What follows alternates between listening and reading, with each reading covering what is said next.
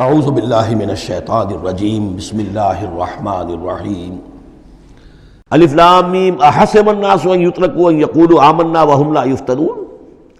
کیا لوگوں نے یہ سمجھا تھا کہ وہ چھوڑ دیے جائیں گے صرف یہ کہنے سے کہ ہم ایمان لے آئے اور انہیں آزمایا نہ جائے گا؟ اب دیکھ رہے ہیں، اب وہی تیکھا انداز ہے، اظہار ناراضگی ہے، اظہار خفگی ہے، اس لیے کہ تم سے پہلے جو کچھ ہوا ہے۔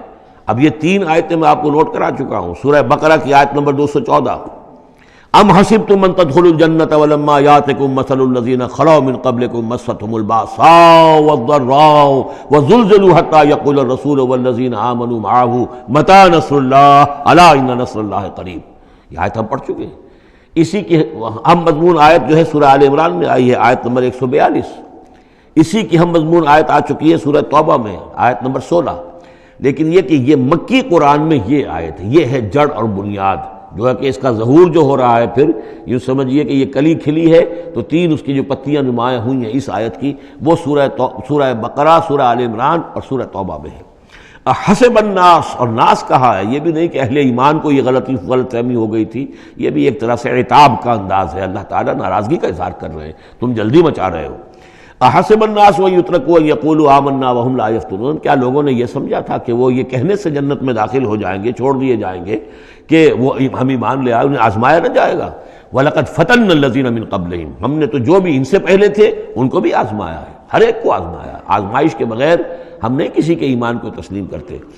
فَلَيَعْلَمَنَّ اللَّهُ الَّذِينَ صَدَقُوا وَلَيَعْلَمَنَّ الْكَاذِبِينَ، تو اللہ تعالیٰ تو ظاہر کر کے رہے گا، لفظی ترجمہ تو ہوگا اللہ جان کر رہے گا، لیکن اللہ تعالیٰ کا علم تو قدیم ہے، جو کچھ ان کے دلوں میں اللہ جانتا ہے، لیکن اللہ ظاہر کر دے گا کہ کون کتنے پانی میں ہے، کون منافق ہے، کون ضعیف الایمان ہے، کون قوی الایمان ہے، کون صادق الایمان ہے، کون جو ہے جھوٹ موٹ کا مومن بنا ہوا ہے، کون وہ دودھ پینے والا مجنو ہے اور کون واقعتاً جانثار مجنو ہے۔ یہ سب کچھ پتہ چلتا ہے آزمائشوں سے، اور ہم نے تو آزمایا ہے ان کو بھی جو ان سے پہلے تھے، تو لازماً اللہ واضح کر کے رہے گا، مبرہن کر دے گا ان کو بھی کہ جو سچے ہیں، اور وہ یقیناً واضح کر دے گا، نمایاں کر دے گا ان کو بھی جو جھوٹے ہیں۔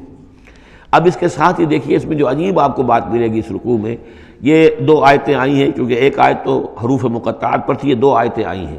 اس میں تو ڈانٹ، ایک طرح کی ڈانٹ پڑ گئی ہے صحابہ کرام کے اوپر جنہوں نے ذرا سا بھی شکوہ کیا تھا، لیکن اب 2 آیتوں میں اس کی دلجوئی ہے ان کی، یعنی یہ کہ ایک طرف ترغیب ہے تو ترغیب بھی ہے۔ جیسے کوئی شفیق استاد ہوتا ہے، کبھی کسی وقت ڈانٹتا بھی ہے، کوئی گھرکی بھی دیتا ہے، کوئی جھڑکی بھی دیتا ہے، کسی وقت مارتا بھی ہے، سزا بھی دیتا ہے، پھر لیکن کسی وقت پھر یہ کہ حوصلہ افزائی بھی کرتا ہے، تھپکی بھی دیتا ہے، پیٹھ پر ہاتھ رکھتا ہے۔ تو اس طریقے سے یہ اللہ تعالیٰ کا معاملہ اپنے بندوں کے ساتھ اسی طرح ہے، جیسے کہ حدیث میں آیا الخلق عیال اللہ، مخلوق جو ہے اللہ تعالیٰ کے لیے اس کے کنبے کی حیثیت رکھتی ہے۔ تو 2 آیتیں جو آئی ہیں وہ تو گویا کہ ایک طرح سے سرزنش کی اور اظہار ناراضگی، اظہار خفگی۔ اب 2 آیتیں دیکھیے، ام حسب الذین یعملون السیئات ان یسبقونا، کیا سمجھا ہے، گمان کیا ان لوگوں نے جو یہ برے کام کر رہے ہیں۔ یہ اشارہ ہے ابو جہل جو مار رہا ہے، حضرت یاسر کو مار رہا ہے، حضرت سمیہ کو مار رہا ہے، ٹارچر کر رہا ہے، یا جو بھی امیہ ابن خلف ہے جو حضرت بلال کے ساتھ وہ سختیاں کر رہا ہے، گلے میں رسی ڈال کر، اور جو جانوروں کی لاشیں ہوتی ہیں ان کے طریقے سے گھسیٹا جا رہا ہے مکے کی گلیوں کے اندر، اور بڑی تپتی ہوئی جو ہے گلیاں ہیں، اور اوپر سورج آگ برسا رہا ہے، اور سیدھا لٹا دیا گیا ہے انہیں ننگے پیٹھ، اور پھر اوپر ایک بھاری پتھر بھی رکھ دیا گیا۔ لوگ یہ حرکتیں کر رہے ہیں، کیا ان کا یہ گمان ہے کہ وہ ہماری پکڑ سے بچ جائیں گے؟ اب یہ بات ان کی طرف آئی تو گویا کہ اہل ایمان کے لیے ایک دل جوئی اور تشفی، ان کے زخموں پر مرہم رکھا جا رہا ہے کہ یہ نہ سمجھو کہ یہ بچے رہیں گے، ایک وقت آئے گا۔ چنانچہ خود حضرت بلال رضی اللہ تعالیٰ عنہ نے غزوہ بدر میں امیہ ابن خلف جو ان کا آقا تھا اسے قتل کیا ہے، حالانکہ حضرت عبد الرحمن ابن عوف نے کوشش کی، اس کے ساتھ کچھ ان کے تعلقات تھے پرانے، اس کی بنا پر اس کو بچانے کی کوشش کی کہ تاکہ اسے قید کر لیں، قتل نہ ہونے دیں، قیدی ہو جائے تاکہ پھر یہ کہ وہ فدیہ دے کر چھوٹ سکے۔ لیکن حضرت بلال کو جو غصہ تھا اس پر، تو وہ پورا غصہ انہوں نے اس وقت اتارا ہے۔ اور یہی بات میں کہا کرتا ہوں کہ جو مکے میں 12 برس کہا گیا کہ ذرا اپنے ہاتھ روکے رکھو، تو نالا ہے بلبل شوریدہ تیرا خام ابھی، اپنے سینے میں اسے اور ذرا تھام ابھی، ایک وقت آئے گا کہ تمہارے ہاتھ کھول دیے جائیں گے، اور وہ ہم سورہ حج میں پڑھ چکے ہیں، اذن للذین یقاتلون بانہم ظلموا، اب تک تمہارے ہاتھ ہم نے باندھے رکھے ہوئے تھے اور اب تمہارے ہاتھ کھولے جا رہے ہیں۔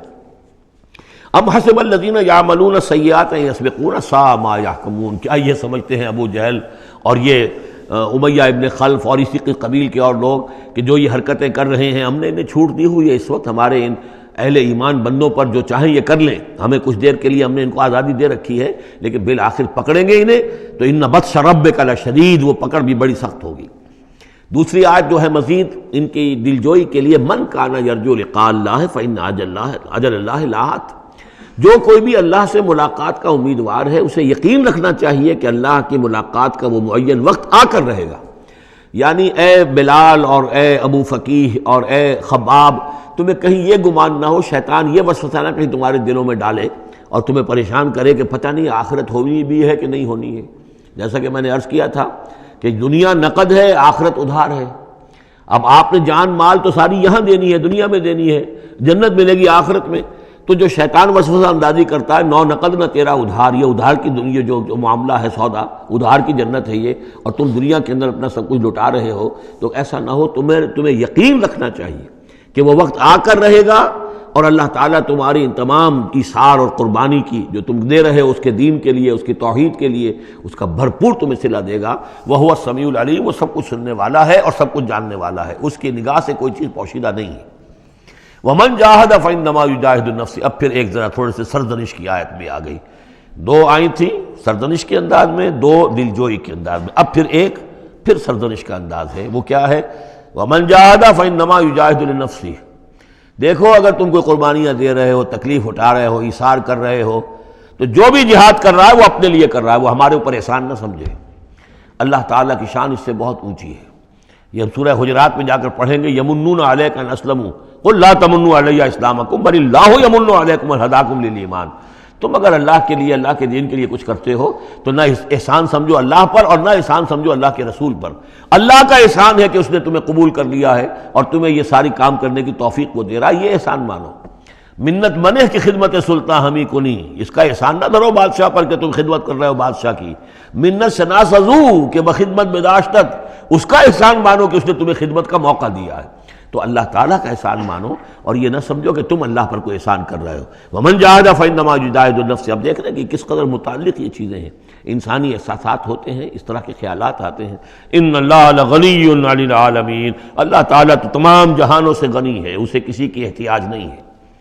وَالَّذِينَ آمَنُوا وَعَمِلُوا الصَّالِحَاتِ، اب ایک آیت آ رہی ہے پھر دلجوئی والی، اور جو لوگ ایمان لائے اور جو لوگ نیک عمل کریں گے، ایمان کے تقاضے پورے کریں گے، ثابت قدم رہیں گے، ان مصیبتوں کو جھیلیں گے، لَنُكَفِّرَنَّ عَنْهُمْ سَيِّئَاتِهِمْ، ہم لازماً دور کر دیں گے ان سے ان کی برائیوں کو، ان کے نامہ اعمال کے اوپر اگر کوئی دھبے ہوئے بھی، کوئی چھینٹی ہوئی بھی تو ہم انہیں ہٹا دیں گے، اور وَلَنَجْزِيَنَّهُمْ أَحْسَنَ الَّذِي كَانُوا يَعْمَلُونَ، اور ہم لازماً بدلہ دیں گے۔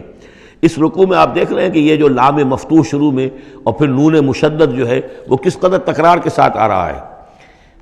فَلَيَعْلَمَنَّ اللَّهُ الَّذِينَ صَدَقُوا وَلَيَعْلَمَنَّ الْكَاذِبِينَ، آیت نمبر 3 کے اندر بھی 2 مرتبہ وہ صیغہ آیا۔ اب یہاں جو آیا لَنُكَفِّرَنَّ عَنْهُمْ سَيِّئَاتِهِمْ، ہم لازماً ان سے ان کی برائیوں کو دور کر دیں گے، وَلَنَجْزِيَنَّهُمْ أَحْسَنَ الَّذِي كَانُوا يَعْمَلُونَ، اور یقیناً بدلہ دیں گے انہیں بہت عمدہ ان کے اعمال کا۔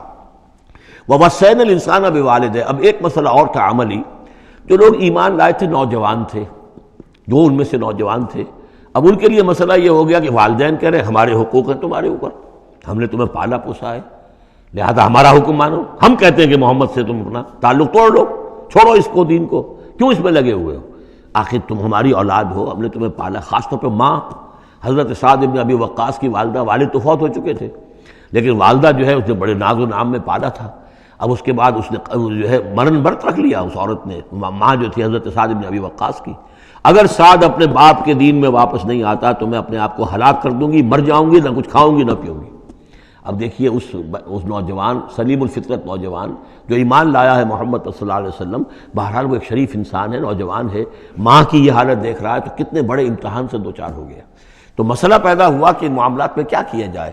ایک والدین کے جو احسانات ہیں وہ اپنی جگہ ہیں، والدین کے ساتھ حسن سلوک خود قرآن مجید میں 4 جگہ میں نوٹ کرا آیا ہوں۔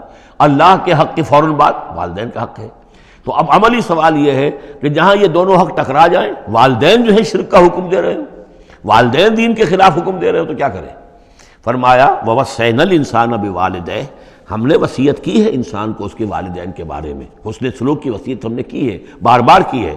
وَإِن جَاهَدَاكَ لِتُشْرِكَ بِمَا لَيْسَ لَكَ بِهِ عِلْمٌ، لیکن اگر وہ تم پر دباؤ ڈالیں، تم سے جہاد کریں. اب دیکھیے جہاد کا لفظ یہاں مشرک والدین کے لیے آ رہا ہے. جہاد جد و جہد کرنا، کوشش کرنا، دباؤ ڈالنا. وَإِن جَاهَدَاكَ لِتُشْرِكَ بِمَا لَيْسَ لَكَ بِهِ عِلْمٌ، کہ میرے ساتھ تم شریک کرو اور شرک کرو میرے ساتھ، اور شریک ٹھہراؤ ایسی چیزوں کو جس کے لیے تمہارے پاس کوئی علم نہیں. فَلَا تُطِعْهُمَا، تو ان کا کہنا نہ مانو. گویا کہ یہاں وہ اپنی لمٹ سے ایکسیڈ کر رہے ہیں. اب والدین کے حقوق ہیں لیکن اللہ کے حقوق کے بعد، اللہ کے حقوق سے پہلے نہیں. اللہ کا حق فائت ہے، لہذا اس معاملے میں اللہ کا دین ہے، اللہ کا حکم وہ مقدم رہے گا، والدین کا حکم دوسرے نمبر پر ہوگا. ہاں یہ ہے کہ ایک بندہ جو ہے، ایک نوجوان، وہ یہ ضرور کرے کہ ڈانٹ کر نہ بات کرے، ڈپٹ کر بات نہ کرے، سینہ تان کر نہ کرے، اس طرح کرے جیسے کہ حضرت ابراہیم یا ابت یا ابت یا ابت، وہ ابا جان، امی جان، آپ دیکھیے میرے لیے مجبوری ہے، میں نہیں کر سکتا ہوں، آپ اس معاملے کے اندر مجھ پر جو ہے وہ دباؤ نہ ڈالیں. نرمی کے ساتھ ان میں جس طریقے سے بھی ہو، لیکن یہ ہے کہ ماننا نہیں ہے. یہ بات اور مزید کھل کر آئے گی سورہ لقمان میں. وَإِن جَاهَدَاكَ لِتُشْرِكَ بِمَا لَيْسَ لَكَ بِهِ عِلْمٌ فَلَا تُطِعْهُمَا، تو ان دونوں کا کہنا مت مان. إِلَيَّ مَرْجِعُكُمْ، میری ہی طرف تمہیں لوٹ کر آنا ہے. فَأُنَبِّئُكُم بِمَا كُنتُمْ تَعْمَلُونَ، اور پھر میں تمہیں بتا دوں گا، جتلا دوں گا جو کچھ کہ تم کرتے رہے تھے. اب یہاں بھی ایک مسئلہ پیدا ہوتا ہے کہ یہ لوگ اپنے گھر والوں سے کٹ رہے ہیں، والدین سے کٹ رہے ہیں، بھائی سے جدا ہو رہے ہیں. اب یہ عتبہ ابن ربیعہ جو بہت بڑا سردار تھا، ان کے بڑے بیٹے جو ہے حذیفہ ابن عتبہ، وہ ایمان لے آئے.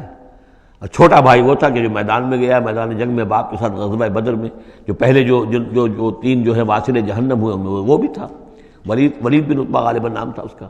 تو بھائی سے جدا ہو رہا ہے، رشتہ داروں سے اب کٹ گئے ہیں، والدین سے گھر نکال دیے گئے ہیں. تو اب ان میں جو ان کے دل زخمی ہیں، ان زخمی دلوں پہ مرہم کیا رکھا جا رہا ہے؟ وہ یہ ہے کہ تم صرف کٹے ہی نہیں ہو، جڑے بھی تو ہو. اب تم محمد سے جڑ گئے ہو، اب تم ابو بکر سے جڑ گئے ہو، اب تم یہ جو اہل ایمان کا طبقہ ہے، اب ایک نئی برادری وجود میں آ رہی ہے. یہ تمہارے اصل بھائی ہیں، یہ تمہارے جو دین کے اندر بھائی ہیں، جو نظریاتی بھائی ہیں، جو ہم مقصد بھائی ہیں، یہ ہے تمہارے اصل اب عزیز. تو اللہ تعالیٰ نے اگرچہ تمہیں کٹنے کا بھی حکم دے دیا ہے، لیکن یہ کہ اس نے جو تمہارے لیے ایک رفاقت فراہم کی ہے. والذین آمنوا وعملوا الصالحات لندخلنہم فی الصالحین، اور یقیناً وہ لوگ جو ایمان لائے اور نیک عمل کرے انہیں داخل کریں گے صالحین میں. اور یہ داخلہ دنیا میں بھی ہو گیا. محمد رسول اللہ نے انہیں چھاتی سے لگایا، سینے سے لگایا.